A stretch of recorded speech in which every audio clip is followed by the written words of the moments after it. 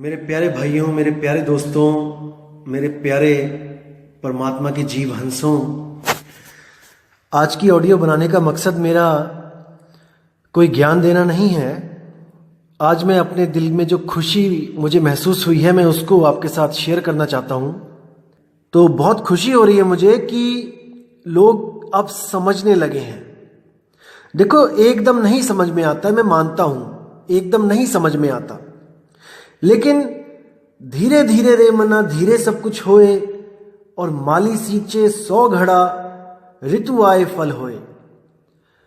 वो धीरे धीरे ही होता है। रोज एक एक लोटा पानी डालते हो किसी पेड़ में रोज, तब वो पेड़ बड़ा होता है। अगर कहो कि 1000 लोटे में एक साथ डाल दूं और कल को ये उतना बड़ा हो जाए जितना एक एक दिन में एक एक लोटा डाल के बड़ा होना था, तो वो नहीं होगा दोस्तों, वो खत्म हो जाएगा। वो इतनी मिट्टी गल जाएगी, पानी पानी हो जाएगा और वो पेड़ खत्म हो जाएगा। इसलिए दोस्तों बहुत खुशी हुई मुझे ये समझ के, ये जान के कि आप लोग अब ज्ञान को समझने लगे हो। दोस्तों मेरी एक बात ध्यान से समझो, अच्छी तरह समझ लो इस बात को। जब भी कोई भी संत महात्मा, कोई भी आपका यार दोस्त, कोई भी आपका कोई बड़ा बुजुर्ग जब आपको ज्ञान दे रहा होता है तो उस ज्ञान को सबसे पहले तसल्ली से सुनना चाहिए। इसको सुनना चाहिए। आपने एक दोहा सुना है, पोथी पढ़ पढ़ जग मुआ, भयो न पंडित कोए, ढाई आखर प्रेम का, पढ़े सो पंडित होए। ये जो 2.5 आखर प्रेम का है दोस्तों, ये है हमारा सत्संग के प्रति प्रेम, सत्संग के प्रति प्रेम। कि हमें कहीं पे भी कोई भी सत्संग मिलता है तो हमें उसे प्रेम से सुनना है।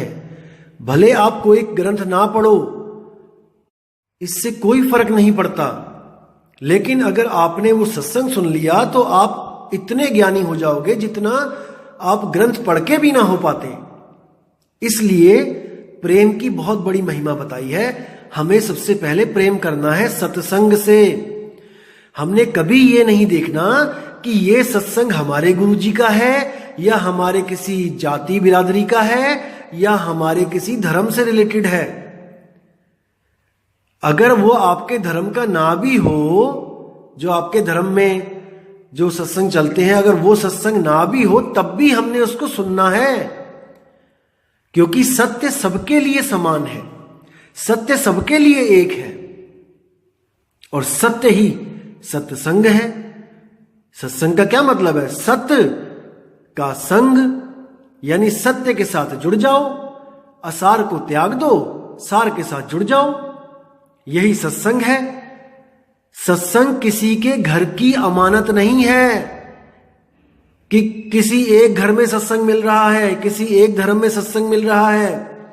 सत्य पे सबका अधिकार है।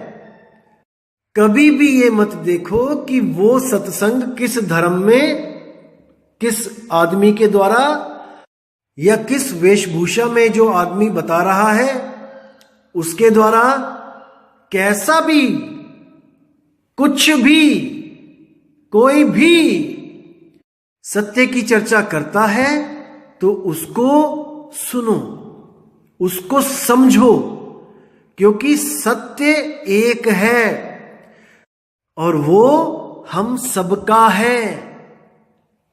ऐसा नहीं है कि किसी एक धर्म ने उस पर मोहर लगा दी कि वो उसी का है। सबका है मेरे भाई, सबका है।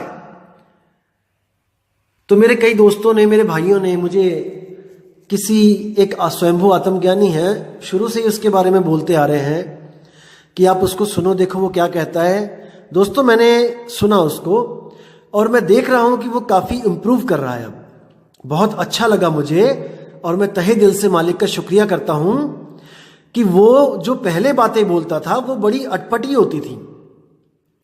अटपटी का मतलब ये नहीं कि उसमें कोई सार था, उसमें असार ही असार नजर आता था। जैसे उन्होंने क्या बात करी कि हम और आप आत्मा नहीं, हम और आप मन है, तो ये असार है।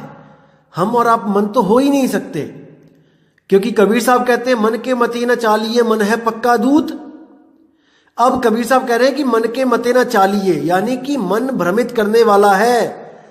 अब किसको कह रहे हैं कबीर साहब? कौन है जिसको संदेशा सुनाया जा रहा है कि मन भ्रमित करता है, उसके साथ मत जाना? तो यानी वो मन से कुछ अलग हस्ती है, मन से अलग चीज है। जैसे साहिब ने कहा है, मन जाता है तो जान दे तू थाम के राख शरीर, उतरा पड़ा कमान से और क्या कर साके तीर। यहां पे भी कबीर साहब ने बोला कि मन जाता है तो जाने दे, तू थाम के राख शरीर, तू शरीर को पकड़ के रख। अब वो कौन है जो शरीर को पकड़ के रखेगा? मन तो चला गया ठेके पे दारू पीने, तो कौन है जो शरीर को नहीं जाने देगा? और शरीर को नहीं जाने देगा तो कर्म नहीं बनेगा। वो हस्ती क्या है? उस स्वयंभू आत्मज्ञानी भाई को इसका नहीं पता था। वो अपने आप को और आप सबको मन कह के संबोधन कर रहा था कि आप और हम मन हैं, क्योंकि मन महसूस करता है, रोता है, हंसता है, आत्मा महसूस नहीं करती है। यह प्रमाण देके आपको यह सिद्ध किया जा रहा था कि आप और हम मन हैं। कुछ दिनों के बाद मैंने एक और ऑडियो सुनी, मेरे भाइयों ने फिर निवेदन किया कि ये वाली ऑडियो सुनिए। मैंने सुना तो हमारे सत्संग सुन सुन के उसको इतनी चीज समझ में आ गई थी कि चेतना भी कोई चीज है। तो उसने उस सत्संग में, अपने सत्संग में बोला कि ब्रह्म से जो चेतना ही चेतनाएं प्रकट हुई, उन चेतनाओं से एक तंत्र बना और जो शरीर पैदा हुआ, पहला शरीर बना, वो हम और आप हैं। देखो, अपनी वाणी को काट के उसने पहले मन बोला था, अब आपको घोषित किया कि आप तन हो। कौन सा? चेतना वाला तन। ये प्रोग्रेस हुई उसकी बुद्धि में।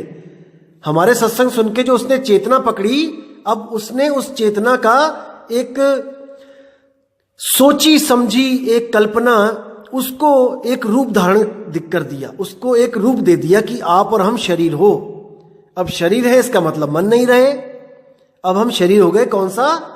जड़ शरीर नहीं, चेतन वाला शरीर, चेतना वाला।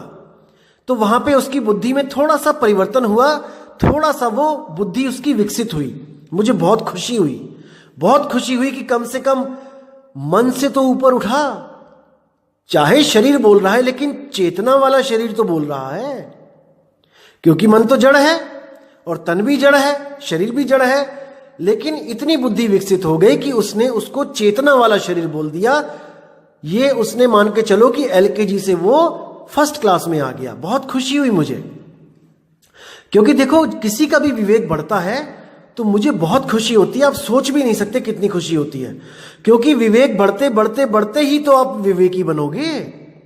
और संतों का काम केवल आपको विवेकी बनाना है, क्योंकि आपको इतना विवेकी बना दिया जाता है कि आपको संतों की भी जरूरत नहीं पड़ती है मोक्ष के लिए, मुक्ति के लिए।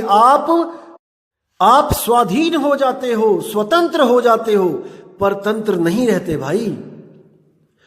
तो उस भाई ने पहले आपको मन घोषित किया, फिर आपको चेतना वाला प्रथम शरीर यानी तन घोषित किया। और कल और मुझे एक भाई ने गुजारिश की कि एक नई वीडियो डाली है उस स्वयंभू आत्मज्ञानी मेरे भाई ने, तो इसको देखिए। और मैंने देखा और मुझे बहुत खुशी हुई कि कम से कम वो आज ये बोलने लगा है कि हमने सारे तत्वों को छोड़ देना है और हमने ही आत्मा हो जाना है। दोस्तों, जो बंदा पहले ये कहता था कि आप और हम पूर्णतया मर जाएंगे, खत्म हो जाएंगे, हमें और आपको पूर्णतया मारने में जो लगा हुआ था, आज वो मेरा भाई कहना चाह रहा है कि हम इन शरीरों को छोड़ देंगे और हम आत्मा ही हो जाएंगे। वाह वाह मेरे प्रभु, ये सब आपकी ही दया है जो उसकी दिव्य दृष्टि खुल रही है। धीरे धीरे उसको ज्ञान समझ में आ रहा है। और सबसे ज्यादा खुशी इस दास को हो रही है, क्योंकि आपको बताना चाहूंगा कि वो भाई हमारे ही पंथ से अलग हुआ है।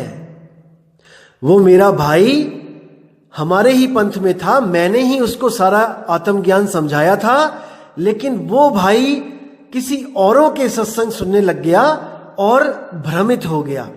उसमें इसका कोई दोष नहीं है। मैं बिल्कुल नहीं कहूंगा कि उसका दोष है। वो मेरा ही भाई है, बस भ्रमित हो गया है।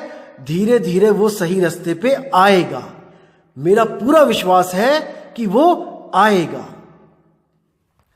और उसने एक ऑडियो में, वीडियो में मुझे अपना दुश्मन स्वीकार किया कि मेरे दुश्मन भी ये ज्ञान सुनेंगे तो वो आत्मा के निकट होते चले जाएंगे। मेरे भाई, मैंने कभी नहीं सोचा कि आप मेरे दुश्मन हो। आप मेरे दोस्त ही हो। और मैं कभी भी नहीं चाहूंगा कि आप लोगों को ज्ञान देना छोड़ दो, कभी नहीं। कम से कम आप लोगों को भ्रम से तो दूर कर रहे हो। लेकिन मेरे भाई, आप लोगों को ज्ञान दो, आप लोगों को तर्क की शक्ति दो, लेकिन आप लोगों को कुतर्की मत बनाओ। ऐसा ज्ञान मत दे दो कि वो कुतर्क में उलझ जाएं। आप अपने आप को एक संत घोषित करो। जी आयानो सजदे हैं, मैं सजदा करता हूं आपको, आप संत बन रहे हो, अच्छी बात है। लेकिन आप स्वयं को ऊंचा करने के लिए कबीर साहब को, नानक साहब को नीचा कर दोगे भाई, तो आपकी विवेक शक्ति जो मालिक ने दी है वो भी आपसे छीन ली जाएगी। इस बात को समझो। मैं आपसे फिर निवेदन कर रहा हूं कि ये जो हमारे संत महात्मा हैं, ये स्वयं परमात्मा है भाई। ये स्वयं परमात्मा में समा चुके हैं। जिस ज्ञान को आप आज बताना चाह रहे हो लोगों को, युगों युगों से ये समझाते आ रहे हैं। इसलिए इस जिद को छोड़ दो कि कबीर साहब अज्ञानी है, ये नानक साहब अज्ञानी है, या कोई और संत महात्मा है वो अज्ञानी है। हां, जो ब्रह्म ज्ञानी है वो अज्ञानी है, इसमें कोई दो राय नहीं है। जो ब्रह्म ज्ञानी है वो इन संतों के सामने अज्ञानी है, लेकिन उन जीवों के सामने वो भी ज्ञानी है जो अभी तक ब्रह्म अवस्था को भी नहीं प्राप्त कर पाए हैं। दोस्तों, 10वीं का स्टूडेंट पीएचडी के स्टूडेंट के सामने अज्ञानी है, लेकिन एक अनपढ़ के सामने दोस्तों वो भी ज्ञानी है। जब आप रेलवे स्टेशन पे जाते हो, फॉर्म भरते हो, आप भले 5वीं पास हो लेकिन आप फॉर्म भर सकते हो। दोस्तों, एक अनपढ़ आदमी जब आपसे दया की भीख मांगता है वहां पे कि भाई जी मेरा फॉर्म भर दो, तो वो आपको ज्ञानी समझ के ही अरदास करता है। इसको समझो। तो ब्रह्म ज्ञानी उनके लिए ज्ञानी है जो स्वयं अभी ब्रह्म अवस्था को प्राप्त नहीं कर पाए, जो अभी स्वयं जीव अवस्था में है। लेकिन एक आत्मज्ञानी के आगे ब्रह्म ज्ञानी भी अज्ञानी है। तो मेरे भाई, मैं मानता हूं कि आप बहुत अच्छा प्रचार कर रहे हो, बहुत अच्छी बात है। आपने बहुत से जीवों को जगाया है, इन भरम जालों से निकाला है, इन तत्वों से निकाला है। लेकिन मेरे दोस्त, मेरे भाई, आप भी अपना विवेक शक्ति बढ़ाओ। आप ये समझने की कोशिश करो कि आप क्या हो और हम क्या हैं। आप सुन से सृष्टि पैदा करवाते हो, यानी कि सुन से शरीर पैदा करवाते हो। सुन चेतनता प्रकट नहीं कर सकता, चेतन तो वो स्वयं है। अरे वो चेतन ही जड़ के साथ मिलके जड़ को भी चेतन कर देता है। वो इतना सामर्थ्य है उस चेतन में, उसको कौन पैदा करेगा? तो इसको समझो दोस्त, इसको विचार करो। मुझे पूरा यकीन है कि आप दोबारा हम लोगों में शामिल होगे, क्योंकि मूल ज्ञान का कबीर साहब ने पहले ही बोल रखा है कि यह मूल ज्ञान ऐसा है कि सब दुनिया के जितने महात्मा हैं, जितने भी ज्ञानी ध्यानी हैं, वो इस ज्ञान को सुनकर इस ज्ञान की शरण में आएंगे। और आप उनमें से कोई अलग नहीं हो दोस्त मेरे, आप भी आओगे। बस मैं चाहता हूं मजबूत होके आना। आपकी जो भाषा बदली है कि पहले आप मन कहते थे, अब आप चेतन तन कह रहे हो, और आपने अब उसको आत्मा कह दिया है। तो दोस्तों, ये मेरे भाई, ये आपकी बुद्धि में विवेक क्षमता बढ़ रही है, और मैं बहुत खुश हूं इससे, बहुत ज्यादा खुश हूं। और मुझे पूरा यकीन है कि आप एक बार फिर हम लोगों से जरूर मिलोगे, और आपके मन में जितनी भी दुविधाएं हैं उसको खत्म किया जाएगा। मैं समझ सकता हूं आपकी दुविधा जैसे आपने सांप सीढ़ी की जो एक खेल होता है, सांप सीढ़ी आपने देखा है, उसमें कई तरह के सांप होते हैं, लेकिन सबसे जो बड़ा सांप होता है वो 99 पे होता है। दोस्तों, हम जब आपको इस मूल ज्ञान को समझाने के लिए जब आपका साथ दे रहे थे मेरे दोस्त, और आपको इस सतलोक, अकहलोक, अगमलोक से जब छुड़वा रहा था मैं आपको, अब आप मुकरना मत कि ये सारा ज्ञान मैंने आपको नहीं दिया। आप जिस गुरु की शरण में थे उसने आपको गले तक भर रखा था कि आपने सतलोक जाना है, लेकिन मैंने पूरा विवेक लगा के आपके दिल से, आपके दिमाग से इस सतलोक, अकहलोक, आगामी लोक को निकाल दिया। मुझे पता था कि आप विवेकी हो, आपकी बातों से लगता था, इसलिए मैंने आपको मूल ज्ञान समझाया। लेकिन आप भ्रमित कैसे हुए मैं आपको बताता हूं। जब हम लोग एक से शुरू करते करते करते हम 95, 96, 97, 98 तक पहुंचे सांप सीढ़ी के खेल में, तब जो 99 में सांप था, आप उसको देख के भ्रमित हो गए कि ये तो मुझे उस सांप के मुंह में लेके जा रहा है। मेरे भाई, मुझ पे विश्वास करते तो मैं एक ऐसा पासा फेंकता कि हम उस सांप को क्रॉस करके 100 पे पहुंच जाते, लेकिन आपने मुझसे कोई बात नहीं करी और आप उस सांप को देखकर वापस मुड़ गए। जब आप नवंबर में गुरुजी से नाम लेने गए थे, नवंबर 2017 में आपने जो दिल्ली में नाम लिया, तब अगर आपको कोई चीज समझ में नहीं आई थी तो आपका फर्ज बनता था कि आप मेरे साथ बात करो फोन पे, लेकिन आपने बात नहीं करी। अगर आप बात करते तो हर चीज क्लियर कर देता मैं, आपको इन भ्रमों से निकाल देता कि ये पंथ सही नहीं है, आपका पूरा भ्रम खत्म करता मैं। लेकिन आपने अपने मन की बात मानी और आप उस पंथ में दोबारा, या आप मेरे साथ कोई भी आपने बात नहीं करी। आपने मुझसे ज्यादा अपने मन पे विश्वास कर लिया। मेरे भाई, मन ही तो काल है। अरे मन ही तो काल है। तुमने जिस काल से मैं छुड़वाना चाहता था आपको, आपने फिर उसी का साथ कर लिया और एक मनमाना ज्ञान सबके सामने पेश करके रख दिया। कुछ अलग संतों की भ्रमित बातों को सुन के कि वो परमात्मा पत्थरों में भी है, वो मिट्टी में भी है, ये सब आपने कहां से सीखा है मुझे भली प्रकार पता है। मैं इस ऑडियो के डिस्क्रिप्शन में वो लिंक दूंगा, भेजूंगा मैं सबको, और आप सब उनको सुनना।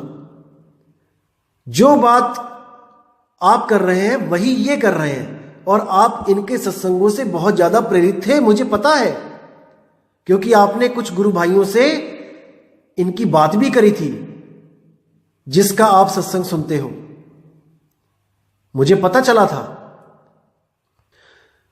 इनको सुनते हुए भी आपने इनके सत्संगों को काट दिया, केवल उस ज्ञान के बल पे जो हम लोगों ने आपको दिया था, जो कबीर साहब का मूल ज्ञान है।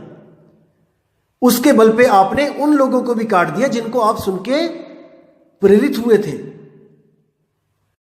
लेकिन आपको यह भ्रम हो गया कि आप उस कबीर साहब की वाणी काट सकते हो, कुछ मनमाने अपने विचार रख के जो सत्य प्रमाणित भी नहीं है, अपने मन की इच्छाओं से कुछ भी आगे रख दिया लोगों के, और लोगों को भरमाने में लग गए। दोस्त मेरे भाई, एक जीव हंस को सत्य ज्ञान के साथ जोड़ने में कबीर साहब कहते हैं 1 करोड़ गाय को मरने से बचाने का पुण्य मिलता है, और एक जीव को असत्य ज्ञान के साथ जोड़ने से 1 करोड़ गाय को कत्ल करने का पाप लगता है।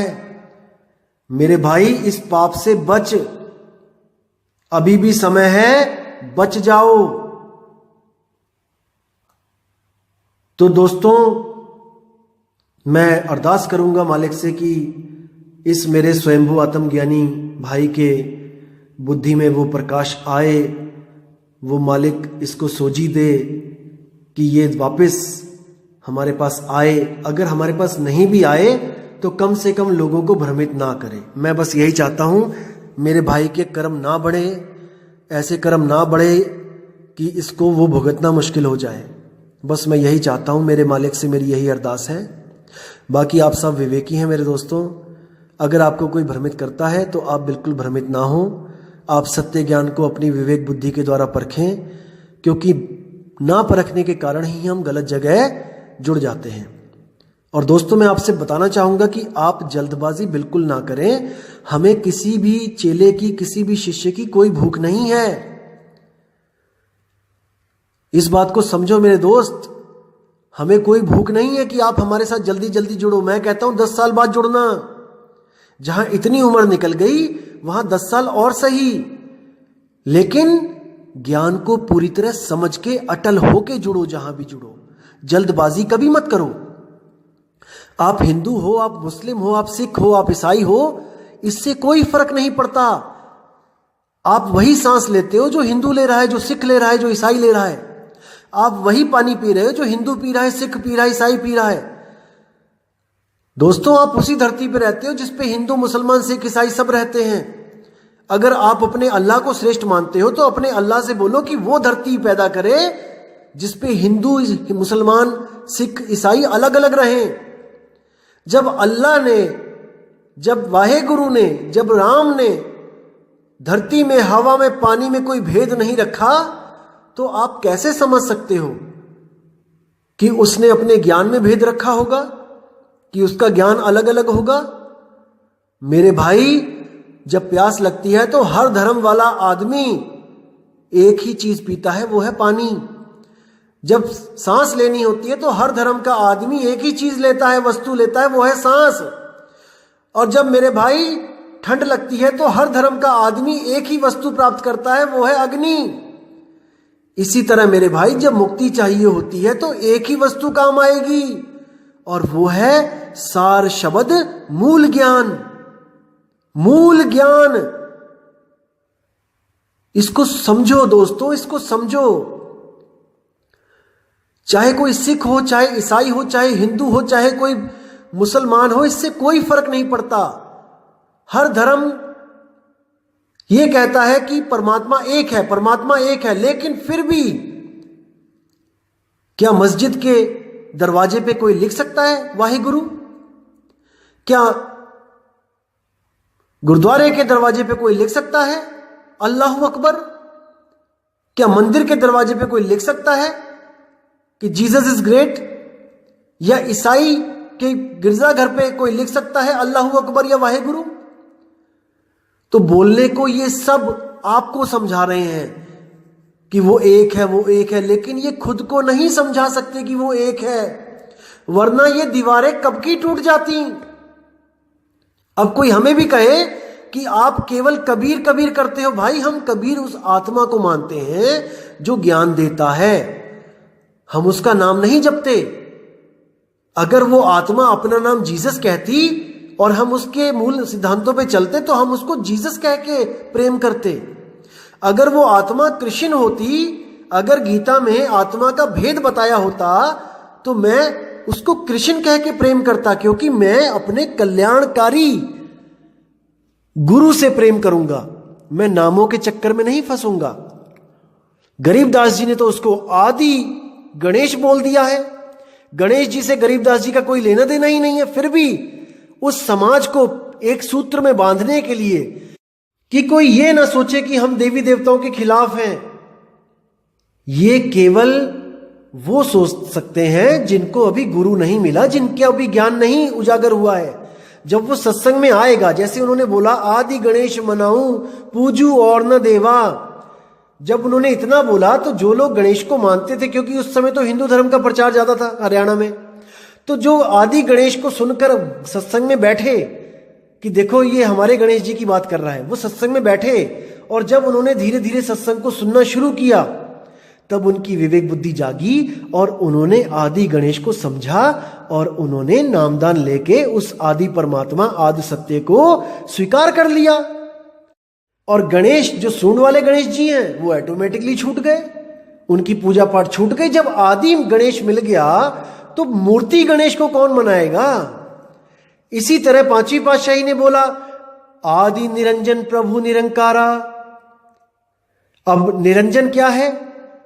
आप देखोगे रावण भी कहता था अलख निरंजन, गोरखनाथ भी कहता था अलख निरंजन, और जितने भगवाधारी जो साधु हैं वो भी कहते थे अलख निरंजन। तो पांचवी पातशाही ने झगड़ा खत्म करते हुए उस परमात्मा को बोल दिया आदि निरंजन। अब कहने का मतलब निरंजन को जो लोग मानते हैं वो आएंगे सत्संग में, बैठेंगे कि गुरुजी भी हमारे वाले निरंजन को प्रेम कर रहे हैं। लेकिन जब उनको ज्ञान के द्वारा बुद्धि विवेक जागेगी तब वो समझ जाएंगे कि आदि निरंजन और निरंजन में बहुत बड़ा फर्क है। जैसे गरीबदास जी की वाणी में आता है, एक निरंजन नाम है और एक निरंजन काल। अब यहां पे दो निरंजन की बात करी गरीबदास जी ने वाणी में कि एक निरंजन नाम है यानी वो आदि नाम है, और एक निरंजन काल है वो काल निरंजन है। तो भाई सत्संग में आओगे तभी तो समझ में आएगा कि कौन निरंजन काल है, कौन निरंजन नाम। तो इसको समझना पड़ेगा मेरे भाई। मूल ज्ञान को समझ के केवल मूल प्राप्त होता है, और मूल के अलावा सब मिथ्या है, भ्रम है। एक है सादे सब सदे, सब सादे सब जाए, माली सींचे मूल को और फूल पात अघियाए। जब आप कोई पौधा बोते हो तो दोस्तों जब पौधा निकलता है तो आप पानी कहां डालते हो? केवल जड़ में पानी डालते हो। आपको पत्तों पे या फूलों पे या टहनियों पे या तने पे छिड़कने की जरूरत नहीं पड़ती है। अगर आपके पास 1 लीटर पानी है और आपने 1.25 लीटर पत्तों पे, टहनियों पे और तने पे छिड़क दिया और केवल 250 ml जड़ में जा रहा है, तो दोस्तों आपने कोई बुद्धिमानी वाला काम नहीं कर दिया है। जैसे कई लोगों के गुरु जो हैं, यहां पे गुरु बन के बैठे हैं, वो कहते तो कबीर परमात्मा है कि मूल कबीर है, लेकिन आपको देवी देवताओं के नाम भी जपवा रहे हैं, आपको काल का भी नाम जपवा रहे हैं, आपको अक्षर पुरुष के भी नाम जपवाए जा रहे हैं, पता नहीं किस किस कौन कौन सी टहनियों के नाम जपवा रहे हैं, और मूल का अता पता नहीं है। दोस्तों जब ज्ञान हो जाता है तो ये टहनियां, डाल, पत्ते सब छूट जाते हैं, केवल सारी सुरती एक मूल की तरफ होती है, और मूल है शब्द। सुरती को केवल शब्द में लगाने वाला गुरु वही सतगुरु होता है। एक छुड़ाए, टहनी, पत्ते, फूल, तना सब छुड़वा दे, एक लखाए, केवल मूल को लखाए, सो सतगुरु पूरा कहाए। इसीलिए बोला है एक साधे सब सधे। केवल मूल में पानी डाल दे भाई, उस एक को साधने से सब सध जाएंगे। वही मूल अपने आप पानी तने तक पहुंचा देगा, पानी को टहनियों तक पहुंचा देगा, पानी को पत्तों तक, फूलों तक पहुंचा देगा। आपको अलग से कुछ करने की जरूरत नहीं है। तो कहते हैं भला हुआ मेरी माला टूट गई और मैं राम भजन से छूटी, मेरे सिर से टली बला। ये सब मंत्र, तंत्र, जंत्र, माला, धूप, अगरबत्ती, देसी घी की जोतें, हवन, यज्ञ, ये सब बला थी। ये सब बलाएं चिपकी हुई थी मेरे शरीर को आके, मेरी आत्मा को आके। लेकिन सतगुरु मिले तो मेरे सिर से टली बला। तो दोस्तों इन बलाओं को टाल देना है, इन कर्मकांडों में नहीं फंसना है, केवल एक शब्द की साधना करनी है, जिसके लिए बाबा नानक बोलते हैं जैसे जल में कमल निरालंब, मुर्गा भी निशाने, और सुरत शब्द भवसागर तरिए, नानक नाम बखाने।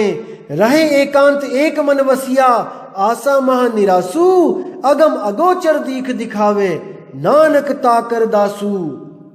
उस एक सुरत शब्द का जो योग बता दे, जो 52 अक्षरों में नहीं है, वो अल्लाह भी नहीं है, वो वाहिगुरु भी नहीं है, वो राम भी नहीं है, वो अक्षरों से न्यारा है, वो 52 अक्षरों से परे है, और वो आपके पास है, बिल्कुल आपके पास है। और उसमें जब सुरती रमेगी तब आपको वो असली वाहिगुरु, वो असली शब्द, असली अल्लाह, असली राम मिलेगा, और सारे भरम तत्काल ही छूट जाएंगे। तो दोस्तों इसी के साथ मैं वाणी पे विराम देता हूं और मालिक से अरदास करता हूं कि आप सब मेरे भाई इतने विवेकी हो जाओ कि हम सब एक छतरी के नीचे आ जाएं, उस मूल ज्ञान के नीचे हम सब आ जाएं और हम सारी दुनिया को जगा दें कि भाई धर्म कोई न्यारा नहीं है, परमात्मा एक है, उसका नाम भी एक है, पानी एक है, हवा एक है, आकाश एक है, धरती एक है, लेकिन हमने उसके अलग अलग नाम रख लिए हैं, इसलिए हम सब एक दूसरे से नफरत करने लगे हैं। असल में पानी का नाम भी पानी नहीं है। पानी का नाम जो जाने पानी सबसे बड़ा है वो अज्ञानी। इसको मेरे दोस्तों समझो। जो पानी को केवल पानी कह के कह रहा है कि ये इसका नाम केवल पानी है, वो महाअज्ञानी है, क्योंकि उसका नाम जल भी है, उसका नाम नीर भी है, उसका नाम तोय भी है, उसका नाम वाटर भी है।